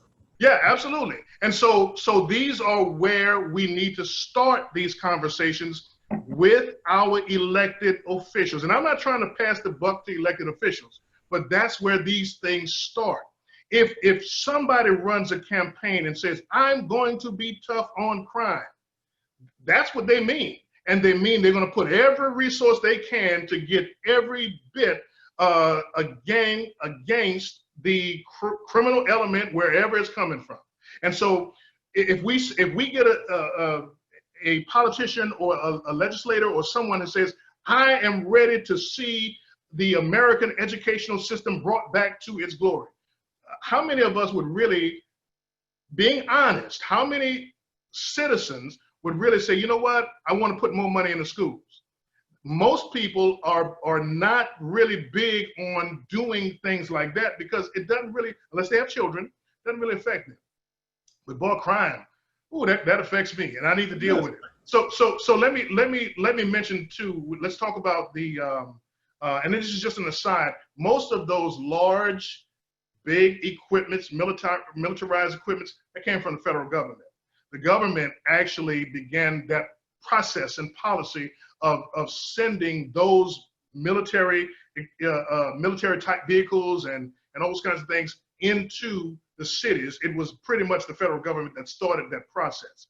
And I will tell you, as a police officer, if I was responsible for conducting a raid against a known drug house or what have you, I would want to be inside that vehicle. Okay. Now that's me from my perspective as a law enforcement officer. Now, how can we look at budgets? Now we're talking about, again, the city level, because remember, budgets for city police officers, police departments rather, are not created on the national level. Only the state police and DPS is created at the state level. Every local municipality creates the budget. If we're constantly sending individuals who are not excited about education and not excited about social services, then we're not going to see those kinds of funds relegated to those important emphasis. Now, do you just say, okay, I'm taking money from the police department and sending it over to education? Well, look at budgets and find out what are you going to ultimately do is you're going to take either a vehicle or a person. And it's okay, because you have many departments right now that they have a lot of open spots. And so all you would be doing is cutting empty positions. The point is, when those positions are cut, usually you'll have just more work placed on the persons that decided to stay there. And you have that ongoing cycle of, again, here we go back to where departments are looking for people and departments are undermanned, and and then crime begins to increase in people's mind, and you're going to go back to the same cycle. We need to be hard on crime. And here we go again, same cycle that happens year after year after year, decade after decade, to be honest with you. Look at it in the 80s, look at it in the 90s, the 2000s, and here we are again doing the same cycle over and over again. Now, when you talk about, because I know we hadn't talked about necessarily the systemic racism, and I'd like to get to that. Well, I was gonna say we have some hot topics and questions and comments going on. Can we get them quick? Can we get them quick? Okay. How will more cops and more training stop racist cops from violating our rights and murdering us? It won't. It won't. More. And if I'm hearing you correct, you said how can more cops people that are getting murdered who are law abiding, like Breanna Taylor, like Tatiana Jefferson? Yeah. How can more cops in training get rid of that? That's the question? Yeah, it says, how will more cops in training stop racist cops from violating our rights and murdering us? It won't. They won't. What do we do to address that issue? Okay, so what do we do to address them? And I know 21st Century is a great program, but like, how do we accomplish having a national database where when these, I'll stop, because I'll ask 5 questions in a row. Okay, Give me the first question. I'm being very succinct on that answer, because racism, what I'm trying to differentiate here is racism as opposed to police culture. Right. There's a major difference. I'm telling you that I was a product of police culture and policy at the time that I did the street level work. Right. That's not racism. I'm not a racist against African Americans. I love African Americans, right? Okay, right. So what I'm saying to you is that's not racism. That's police culture. Right. I cannot say though that there are some police departments whose police culture is racism. I will tell you that unequivocally. Look at what happened in Wilmington, North Carolina. I think many of us are familiar with that, with what happened. By chance, an African American police chief happens to be the chief of that police department. However, by chance, you have three officers, white officers, Wilmington, North Carolina, having a conversation about the current social problems in our nation. And these officers are caught on camera talking about how they're can't wait for the Civil War and can't wait to destroy African Americans and all this. How would you have known that these men have this in their hearts? Now you heard what I said, hearts. How would you know that they have them in if they have that in their hearts? Right. Because if that wouldn't been caught on camera, you wouldn't have seen it. Right. So again, and I'm touting this reform process because this is what the reform process asks for. More technology, and says that if we have cameras and we have car cameras and we have body-worn cameras, we can catch more of this. But it's impossible to do it unless a person walks up to you and says, "I am a racist." You won't know it. Now we can do integrity checks. We can do spot checks. We can collect data on a person. We can find out how many people they stop, how they're doing bias-based policing. Are they doing bias-based policing? We can do that, but you cannot stop a racist. What a police chief, a very, very well-respected police chief in this area said to me personally, he said, I would dream, it would be a nightmare for me if we had a Derek Chauvin if I was a police chief of a Derek Chauvin, the person who kneeled on George Floyd. He said, but I don't know that I don't have one person in this department that's like that. I do not know that. But what I really have hope for is that the four other officers that are standing around him would not have done that. And that's the only thing that you can do. If you've done if you completed a psychological exam, if you have done everything that you can do with background checks and weeding people out, and you can do as much as you can, but you cannot stop a racist from being a racist. Now, I saw somebody, and this may help you, I saw somebody say something about police racist cultures. Right. Okay, culture of racism. Mm-hmm. Who are we hiring? Again, you've got to go back to who is the policymaker of that agency. If the city, let me say it this way, I don't want to cast blame, but the city of Ferguson is not a majority white city. Ferguson, Missouri. Why is there a police chief who at that time, why was the police chief white? Why was the mayor white? Those are questions that I think that we as a community have to ask ourselves.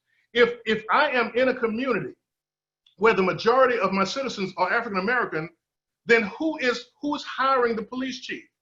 Who's voting the mayor in? Those are questions we must ask ourselves, because I don't know that an African American mayor and an African American police chief, which they do now have, would have allowed the systematic racism of Ferguson was a systematic racist organization.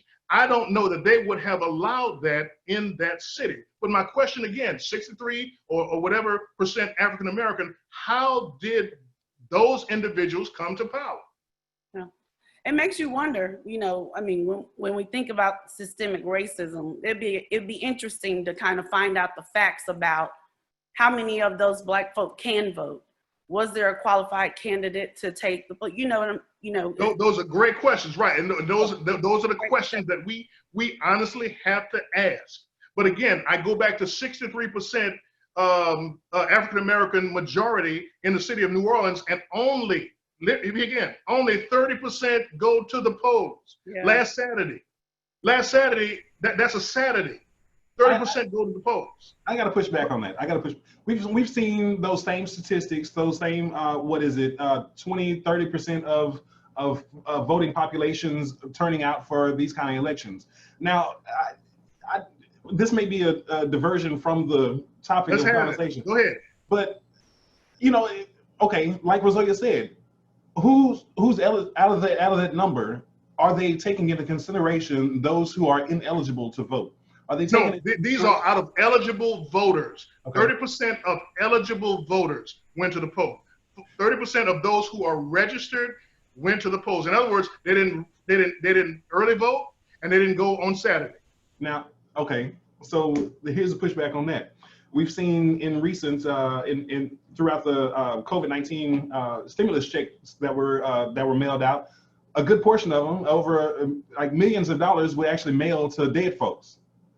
Yeah. How many of those? How fresh are those voting rolls? Right. That's a good question. That's a good question, Christian. But I will tell you that the clerk of courts is African American. The mayor is African American. Everybody's African American. So if we have to, and I don't want to come across on the negative end of that, but we've got to do it as a complete and total integrated system. We cannot just point the finger and say we've got to improve this. We have to be part of that change. No, definitely. And so with this community, now if this community had a white leadership, man, I would be right there with you. I would be saying, yeah, we got to go check those numbers. But we have the numbers. And so my question is, why are we not handling our responsibilities from the civic responsibilities, the civic levels? Because those decisions that we're talking about, I've been in meetings where decisions about policy have been made by 3 people. We're talking about a policy that will affect 187,000 people. The decision for that policy is being made by 3 people. So we got to make sure that the right 3 people are making the policy. Otherwise, we can cry and complain all we want. Mm-hmm. But unless we have the right people in the places of responsibility and in the places of authority, we can scream all we want, but we need to make those changes at that level. Mm-hmm. We're talking about, when we talk about racism in racism in policing, it is a systemic issue that I think Dr. Escape my mind, real quick. Last week, the week before you, Christian. Oh, Dr. Lewis? Dr. Lewis, yeah, Dr. Lewis. She talks about the history of policing in America. And I will tell you that there was systemic there is systemic racism in a lot of our departments, as far as not just who gets hired, but who gets the areas of responsibility, who gets into leadership. The city of New Orleans, a majority African-American city, you still had to sue in the late 1980s to get more African-Americans in places of leadership within the department. So there's a lot of work in those areas to be done.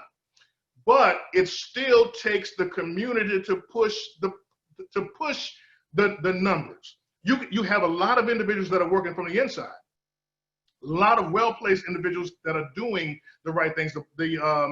The city of Arlington, the Arlington NAACP held a meeting a couple of weeks ago, and in their meeting, they had 2 or 3 members of the Black Organization of Police Executives present and talking about this. But again, and they're pushing, listen to me, they're pushing the same reforms.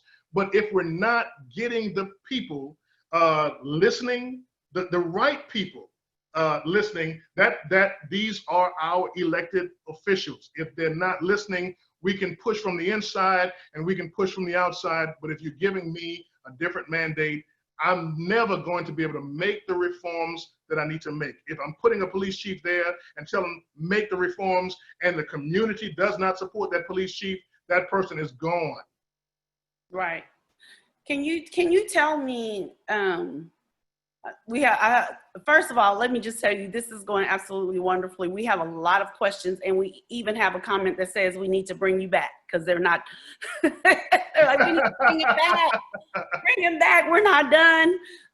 But what what would it take to mandate a database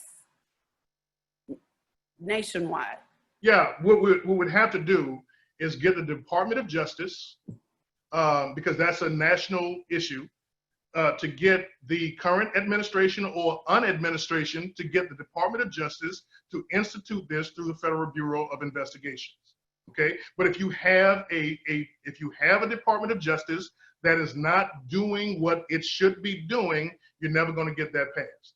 Or remember, the Department of Justice falls under the executive branch. However, if you get your legislators, that is your senators and your state reps, not state reps, but representatives, in to begin to demand these things that these things happen, again, we can move that mountain and get it to happen. But remember, I told you, and this is not an indictment, these are only facts. In 2016, this whole report was shoveled by the current administration and the current Department of Justice. So if we can't even get the information that we want to make some changes from the DOJ from a national perspective, these 18,000 police departments, they'll just continue to go where they go, and we'll never be able to get them on the same page.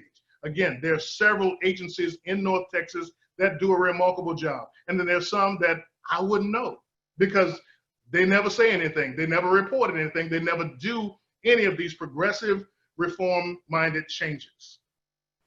So police unions, how does that tie into all of this, into the mandates, into— Very good, very good. So police unions— police officers after there's misconduct, after— Yeah.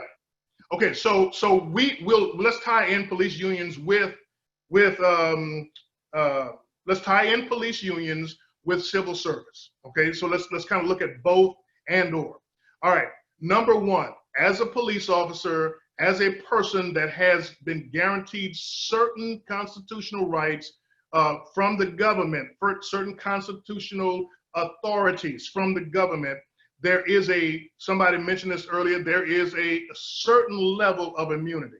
Now, what was called the Police Officers Bill of Rights.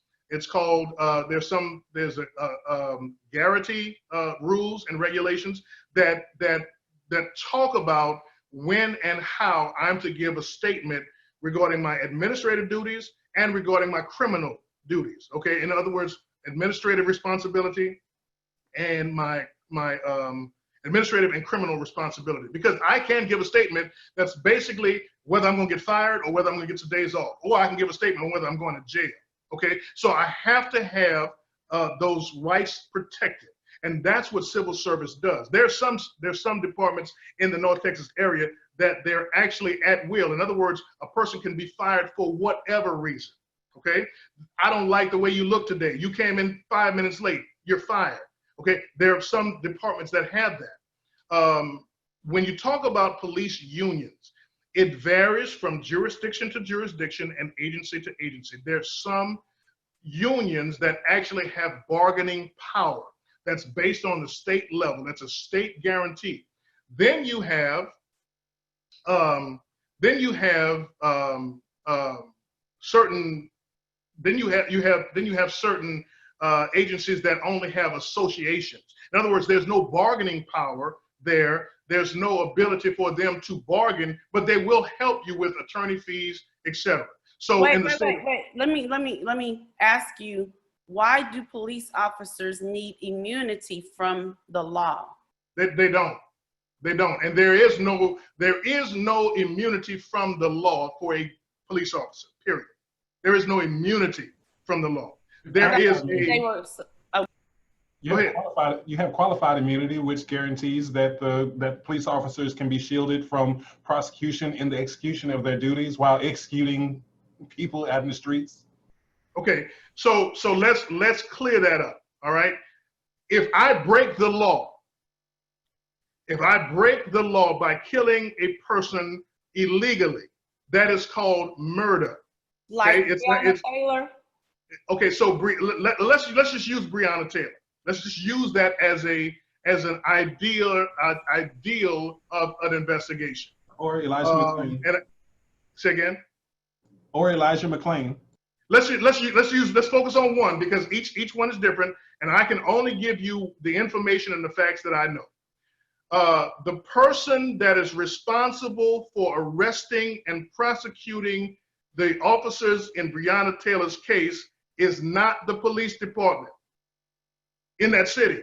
The person responsible for that is the district attorney's office in that. So it's not a police issue. It is, again, we have to go, the police may conduct investigation, or another agency conducts the investigation, and we see that the police department has already conducted somewhat of investigation, because we see that these officers were considered at fault because they have been terminated.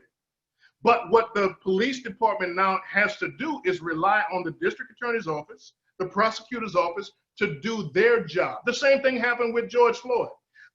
We saw that the prosecution took a while to make the necessary changes, or arrests rather, that should have been made, right? And so again, we lump police reform together, but I must say that we're talking about criminal justice reform. If we want to make the changes in the entire criminal justice system, it's got to be a comprehensive change. There's a lot of work to do on the police side, but we're asking the police to do something. We talk about Breanna Taylor. The police can only do what the district attorney can make the arrest, can file with the judicial system, and the prosecution, the prosecutorial office can only make the arrest or put these people in jail based on that. So what we're doing again is we're asking questions about the police that only another area of the criminal justice system can answer. Remember George Floyd? Why is it taking so long for them to arrest George Floyd? Why is it, I'm sorry, to arrest those other officers? Why? The police chief himself said, I don't know. The prosecutor, who is a state prosecutor, said, I don't know what's taking so long. We've even invited the federal government in, but they're taking a long time.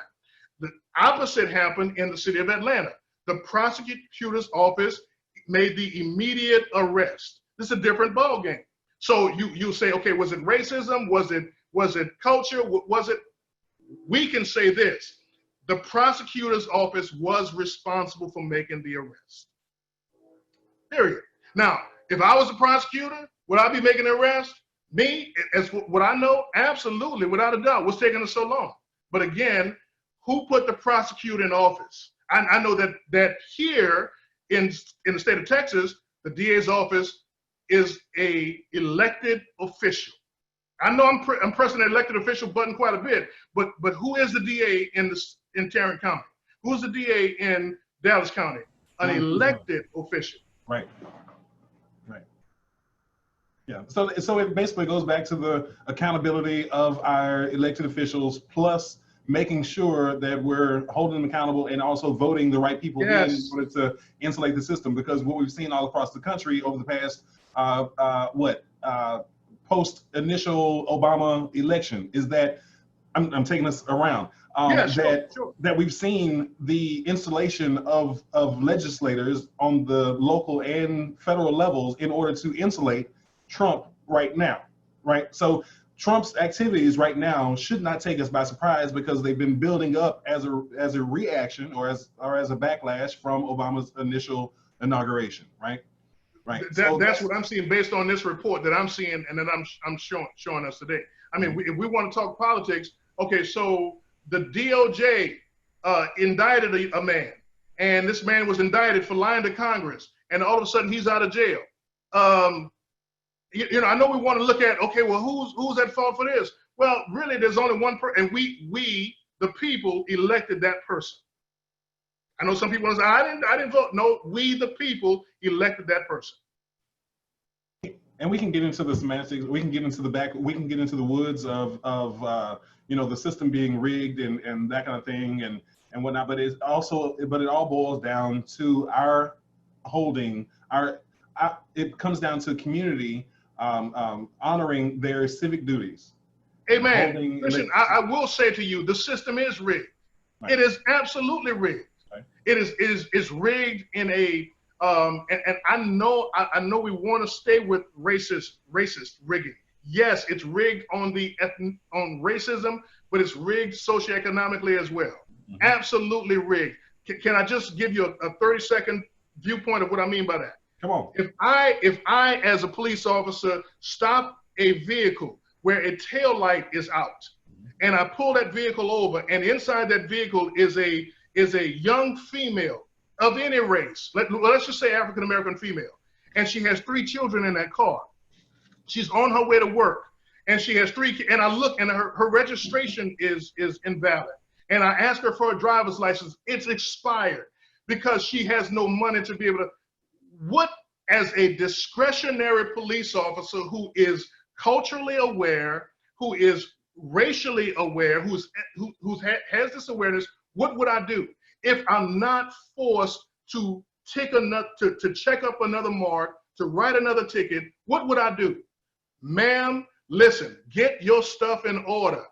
How can we help? What social services can I direct you towards? But here is what many will do.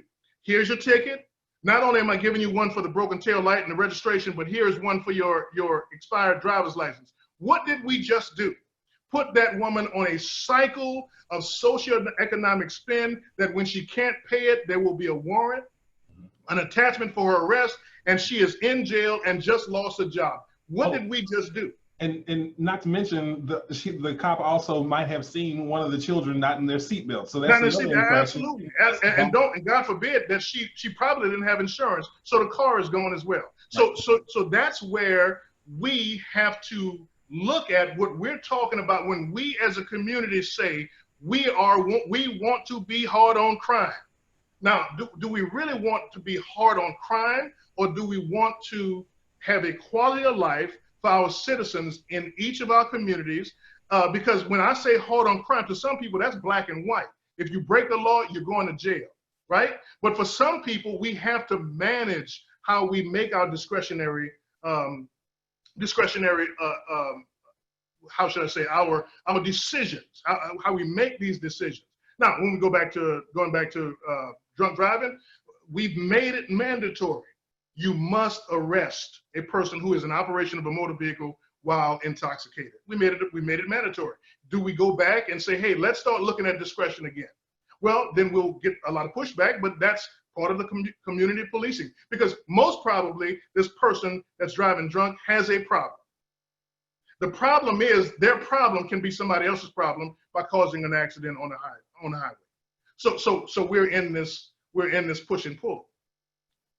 But again, that's our issue. We're talking about and I mentioned it earlier, and yes, it's stacked against us, because I pull the same person over in a BMW. They give me all of their equipment, all of their stuff. They have a broken tail light.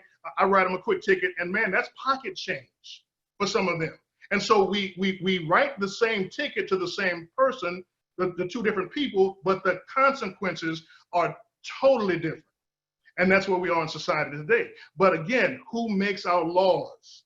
The police, the police departments do not make the laws. They are legislated from our elected officials. State of Texas, local governments. More questions? We also got to, hold into consideration the fact that police unions are one of the most powerful lobbying agencies or lobbying groups in the world. I mean, in our nation, right? So, yeah. Okay. So you have again. I go back and I clarify this with Pastor Johnson. There's some state level police associations, and then there are also who also have lobbying power. Within the state of Texas, there's some. Now, they don't have any ability to do any work stoppages or anything like that, but they do have lobbying power. And then there are actual unions that do what's called meet and confer. In other words, they make the rules within the agency based on how they confer with those who are elected. But again, and I'll go back real quick. In 1979, the police union in the city of New Orleans said, we're going on strike during Mardi Gras. And you know what the mayor did? Say, okay, go ahead. But watch this. It was the first African-American mayor of the city of New Orleans. And so many people looked at that as that's just another form of racism. But this mayor had to stand his ground. So and what when he ended stood up his ground, happening? say again? They went on strike during Mardi Gras? Yeah, they went on strike, and so Mardi Gras was canceled. But Oh. but now watch this. The citizens of New Orleans supported the mayor. And so the police, their action actually fell on kind of fell short on what they were trying to accomplish, because the citizens supported the elected officials. If we don't support elected officials in making these hard decisions, we will be back here in 20 years. Now, we're running into the 2-hour mark here, and I want to be a respecter of people's times just because we've been keeping these conversations at 2 hours.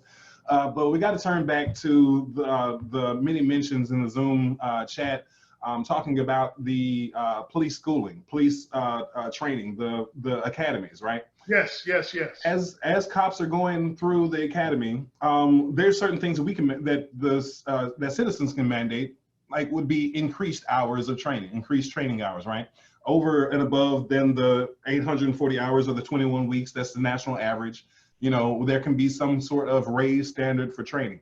But as they're going through the training, isn't it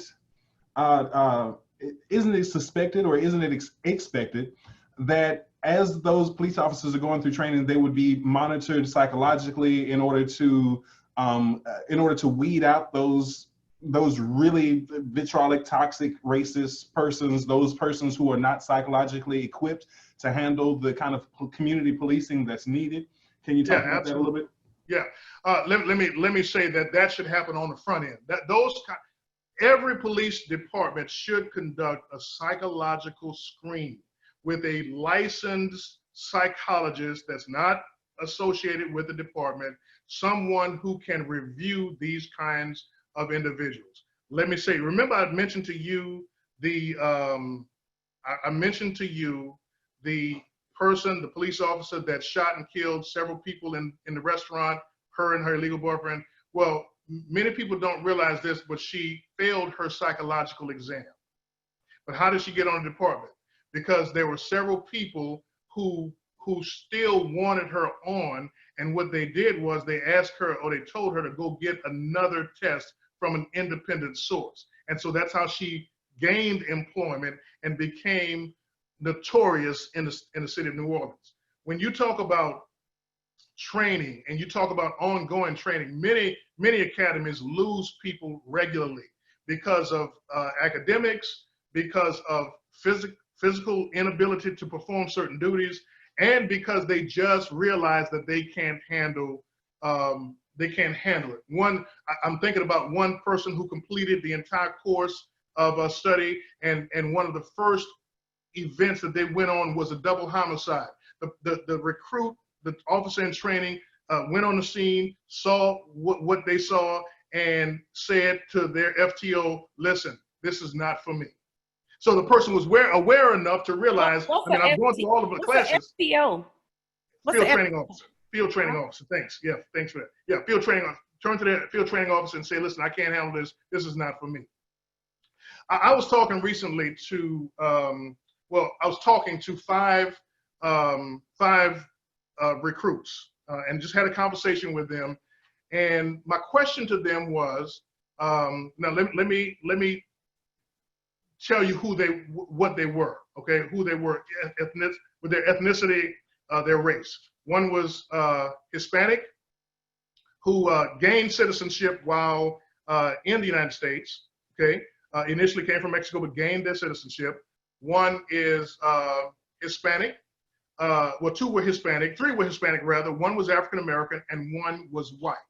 And I asked all five of them at the same time, I said, how many of you agree that there is systemic racism in our society? Raise your hand. And of the five, four raised their hands. Now, I'm sure that everybody on here would probably guess who didn't raise their hand. But here is what I've got to credit the individual for doing. When they realized, when I explained to them what systemic racism is in our society, what systemic racism is in our culture, the person came to me after it was over and said, "Listen, obviously I'm ignorant of this. The person is 24 years old and said, obviously I'm ignorant of this. How can I learn more about this? So what I'm telling you today is that the persons that we are asking to be our police officers in our streets, remember, many of these individuals are right at the age of 20 and 21, 22 years of age, and they have no life experience except for the bubble that they've lived in. And so in order for them to understand, many of us, we are where we are right now because of years of experience. But these are individuals who have no experience in life whatsoever. And to think that somebody who is 24 does not know anything about systemic racism, you would think, oh my God, I can't believe that. Well, we have to believe it because that's what we have. And unless we are willing to invest in the training and the education into a total integrated system where we're not just putting pieces and parts together, but an integrated system, then you will get to a place where people are beginning to be more equipped to come on and do education or to do law enforcement or to do politics in those more informed ways. But we've got to do it in an integrated system, integrated way.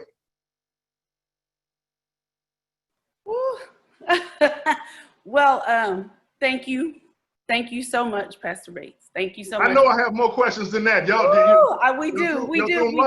But we're just gonna have to have like 1.5 and a half or something, to bring you back because I think, some of the things that you made very clear, I mean, even for me, and I see that it cleared up some things for other people, is separating what the responsibility of the police officers are as it relates to even arresting police officers and what happens after that. Also, the importance of voting, and then just hearing from a law enforcement perspective of how much there is on you all. I mean, we know that you all get these calls, but I think just hearing it, makes me think as a pastor, kind of, what if our calls were like that? We're shifting from taking care of people in the church and our community to maybe 10 other things. The other thing I want to say is, Pastor, can I interrupt you? Can I interrupt you real quick? Right. I encourage every African American that's on this panel and every white person that's on this panel or Hispanic that's on this panel or wherever culture to one time request a citizen ride along, and talk to and ask for somebody who's opposite your race, and talk to them, have the conversation, understand from the perspective, realize that the hundreds of thousands of police officers who are not racist but are still fighting within a racist system, fighting racism themselves. You follow me? And then look at that, but have those conversations one-on-one, not from a big public forum like this, but one-on-one. Have those conversations. So continue, and I apologize, but I wanted to say that start thinking about some ride-alongs and just getting to know your police officers on a local level. Even our militant folk that are out there right now, man, listen, spend time with individuals who are in these neighborhoods who are fighting what they feel is a losing battle. And see some of these issues, but then let's look at it from a comprehensive, fully comprehensive reform, not just defund the police. That's just too symptomatic for a multifaceted problem.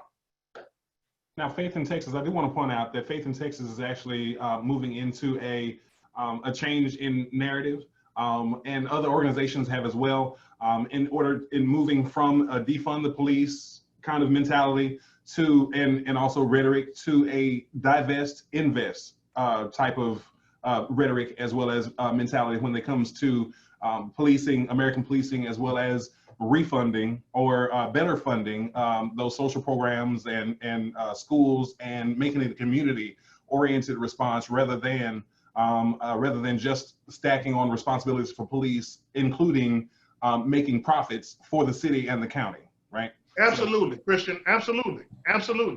It should not be a revenue incited operation. It should never be about revenue. If it's about revenue, guess what? You're on your way down to, as the Justice Department called the city of New Orleans, an order of corruption. If we continue to do it that way.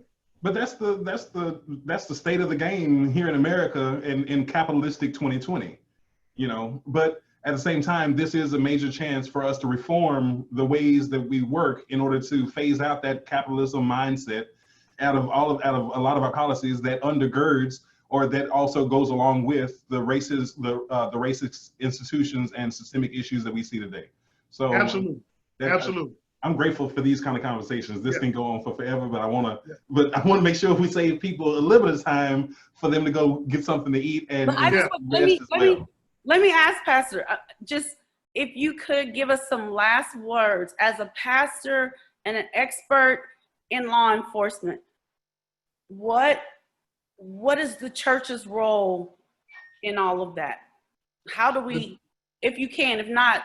No. Let me do it. Let me do it because I've been doing it by practice. I believe it by principle, and I have been lately doing it by practice. We must, pastors, we must begin to look to be more community involved in the sense of not just handing out items on Saturday afternoon, but I'm talking about being involved in the political process, being involved in the Chamber of Commerce, being involved in the things that when the police department does a coffee with the cops, everybody in the church should be at that location because we want to be involved and find out what's happening. And then lastly, every pastor and every person that's on this panel, we must go and vote. The changes will take place when we vote because it's all, Christians said it perfectly, it's all caught up in this is capitalistic society, it's caught up in the money. The Washington football team would have never changed their logo and their mascot if the money didn't dry up. Absolutely. Well, in a nutshell, Pastor, would you please, Christian, I'm sorry. Would you, Pastor, did you have any last words before? Well, Christian, do you have any last words? And then Pastor, do you have any last words? And then Pastor, if you'll pray us out, because you sound like you're on fire. Yeah. I just want to say that I am grateful for this conversation. I'm grateful for the ongoing conversations that we're having. We will definitely have to have a second part to this, you know, to reveal or to discuss what, who was this that offered, or someone in the chat actually answered, no, it was Jennifer. Jenny Burkholz, she actually asked, will there be a next step session to talk about the church's role and what our faithful responses would be? But I think, Pastor Fred, you actually already answered that and said that we have to be faithful in our advocacy as well as our holding elected officials and our community members accountable. So that's the faithful footsteps that we ought to take, right? Absolutely. And can I say that a part of that, if you don't know what that looks like, you can go to the UMC site that talks about many different ways that you could be an advocate for next steps as a church. And if you look at our last webinar, Christian offered a whole lesson of steps that you could take through a program. So, Pastor, do you have any last words? Yes, ma'am. And then you want me to pray? And then I want you to pray us out. All right. Well, praise the Lord. Well, first of all, thank each and every one of you for this opportunity. Again, you two are doing a great job. Continue to work. Some people are going to, they're going to move on to something else. Yeah. But the real change happens as we keep the momentum going. Okay. So, everybody wants to talk about it the first week, but then most people go back to their own lives somewhere else. The media has moved on. So, you must keep the process going. Secondly, is that this has been my word throughout the entire time, integration of all of these disciplines together. We cannot move the car from one ditch to the next ditch. We can drive this car together.